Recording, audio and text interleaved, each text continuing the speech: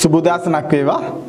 දින 100 යාඥාවේ 39 වෙනි දිනටයි අපි එක්ව සිටින්නේ. අදට නියමිත බයිබල් පාඨය 20 වෙනි ගීතාවලියේ අයසා අත්වන පද. ස්වාමින් වහන්සේ තමන්ගේ අභිෂේක ලත් තනත්තා ගලවන බව දැන් දනිමි. උන්වහන්සේ තමන් සුද්ධ වූ ස්වර්ගයේ සිට තමන් දකුණු අතේ ගැලවීමේ ශක්තියෙන් ඔවුන්ට උත්තර දෙනසේක. සමහරු රත කෙරේද සමහරු අශ්වයන් කෙරේද විශ්වාස කරති. නමුත් අපි අපේ දෙවියන් වහන්සේගේ නාමය සඳහන් කරන්නෙමු. ඔව් මාගේ දායබර සහෝදරයනි, අදට නිමිත ඒ බයිබල් පාඨයට අනුව දෙවියන් වහන්සේගේ පොරොන්දුව ඒ ස්වර්ගීක බලය අපට දෙමින් අපව ආරක්ෂා කරන බව උන්වහන්සේ පොරොන්දු වෙනසේක. මීට අදාළව වයිට් සහෝදරය විසින් එතුමියගේ යුගයන්ගේ ආශා පොතේ 208 වෙනි පිටුවේ කොටසක් උපුටා දක්වන්නේ මේ ආකාරයට: ස්වර්ගයේ සියලු බල සේනාවන් මෙම හමුදාවට අයත්ය. දේවදූතයෝ පමණක් නොව ශුද්ධාත්මයානෝද මේ හමුදාව මේවීමට පැමිණුණු ඇත. අපේ දුර්වලකම්, අපේ වැරදි, අපේ පව්, අපේ වේදනා බෝ වී ඇක. නමුත් අවංක සිතින් සත්‍ය සොයන්නන්ට දේව කරුණා ලැබෙනු ඇත. උන්වහන්සේ කෙරේ විශ්වාස කරන්නන්ට දේව බලය ලැබෙනු ඇත. ස්වර්ගීක බලය පිළිබඳව ඉතාමත් අලංකාර ලෙසට වයිට් සහෝදරය අපට මේ කාරණා උපුටා දක්වනවා. ඒ සත්‍ය නැත්නම් අවංක සිතින් ඒ සත්‍ය සොයන්නන්ට දෙවියන් වහන්සේ කරුණාවද, ඒ වගේම උන්වහන්සේ කෙරේ විශ්වාසය කරන්නා වූ අයට ඒ ස්වර්ගීක බලයද දෙන බව එතුමියද උපුටා දක්වනවා. මේ නිසා අපි මේ ජීවත් වෙනා මේ අවසාන කාලයේ, ඒ වගේ මේ ලෝකයේම ඒ වසංගත රෝගයට ගුදුරු වෙලා තිබෙනා වූ කාලයක අපි ජීවත් වෙන්නේ. මේ කාලයට අපිට දෙවියන් වහන්සේ කරුණාව බොහෝසේ අවශ්‍ය තිබෙනවා. ඒ වගේම දෙවියන් වහන්සේගේ ස්වර්ගීක බලය අපිට බොහෝසේ අවශ්‍ය තිබෙනවා. එලීෂා අනාගතතුමාගේ අත්දැකීමෙන් දෙක රාජාවලියේ 6 වන පරිච්ඡේදයේ 17 වන පදේ ස්නාන කරනවා. එලීෂා අනාගතතුමා එක්තරා දවසක් දෙවියන් වහන්සේ වෙතට ගොස් යාඥා කරනවා. උන්වහන්සේට යාඥා කරන්නට උපවාස සිටියේ මේ තරුණයාගේ ඇස් පහදන්ට යාඥා කරා කියලා ස්නාන කරනවා. ඉතින් ස්වාමින් වහන්සේ යාඥා වසමින් මේ තරුණයාගේ ඇස් පෑදූසේක. එවිට මේ තරුණයා එලීෂා වටේ ගිනි අශ්වයන්ද ඒ වගේ රත වලින්ද කන්ද පිරී තිබෙන බව ඔහු දුටු වේය. ඔව් මාගේ සහෝදරයනි, දෙවියන් වහන්සේ අපටත් උන්වහන්සේගේ කරුණාව තුළ ඒ ස්වර්ගීක බලය තුළ අප ආරක්ෂා කරන්නට උන්වහන්සේ පොරොන්දු වී තිබෙනවා. එනම් මේ පොරොන්දුව තුළ අද අපි යාඥාවට අපි සහභාගී වෙමු. අදට කාරණා හතරක් තිබෙනවා අපට යාඥා කරන්න පිණිස.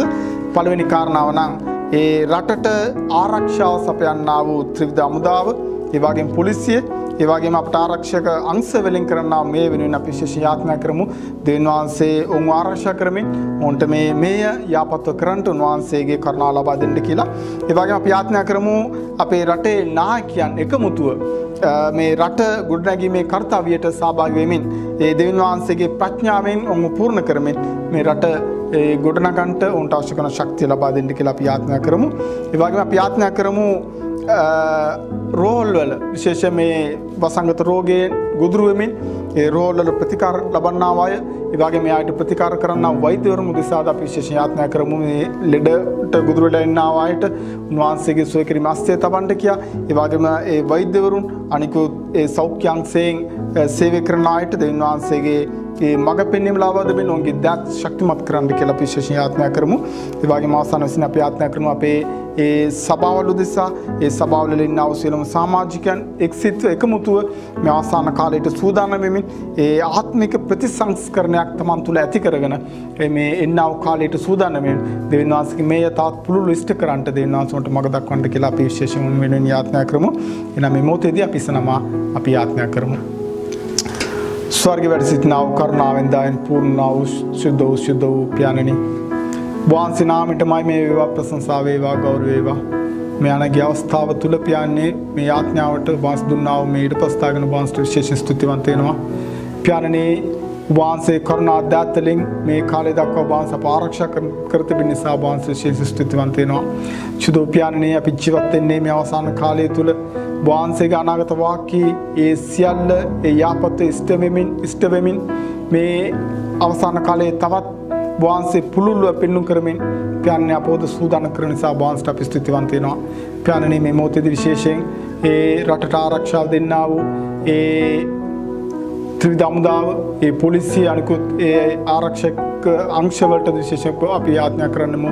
පියාණනේ උන්ට වහන්සේ මඟ පෙන්වීම දානය කළ මැනව ඔවුන්ව ආරක්ෂා කළ මැනව උන්ට අවශ්‍ය කරන්නා වූ ඒ ශක්තියද පියාණනේ වහන්සේ යෙලෙන් එන ප්‍රඥාවෙන් ඔවුන් පූර්ණ කරමින් ඔවුන්ගේ මේ යාපත කරන්න වහන්සේ උන්ට මඟ දක්වූ මැනව ඒ වගේම අපේ රටේ නායකයන් උදෙසාද විශේෂ යාඥා කරන්නෙමු පියාණනේ ඔවුන් එක්සිත්ව මේ රට ගොඩ නැගීමේ කර්තව්‍යයට සහභාගී වෙන පිණිස උන්ට අවශ්‍ය කරන ප්‍රඥාව පියාණේ වහන්සේ යෙලෙන් ලබා දුන් මැනව ඒ වගේම පියාණනේ විශේෂයෙන් මේ වසංගත රෝගයට ගොදුරු වෙමින් ඒ වගේම ඒ රෝගවල ප්‍රතිකාර ලබන්නා අය ඒ වෙනුවෙන් විශේෂ වාස්තු යාඥා කරන්නෙමු පියාණනේ ඔවුන්ටද වහන්සේගේ සුව කිරීමේ අස්තිය තබමින් ඔවුන්ව ශාරීරික ආත්මික සුව කළ මැනව පියාණනේ වගේම ඔවුන්ට මේ කරන්නා වූ වෛද්‍යවරුන් උදෙසාද අනිකුත් ඒ සෞඛ්‍ය අංශ උදෙසාද විශේෂ යාඥා කරන්නෙමු පියාණනේ වහන්සේ ඔවුන්ටද අවශ්‍ය කරන මඟ පෙන්වීම දානය කළ මැනව ඒ වගේම පියාණනේ අපි යාඥා කරන අපේ සභාවල උදෙසා සභාවල සිටිනා සියලුම සමාජිකයන් මේ අවසාන කාලය පිළිබඳව ඒ පුළුල් අවබෝධයකින් පියාණනේ තමන් වහන්සේට කැප කරමින්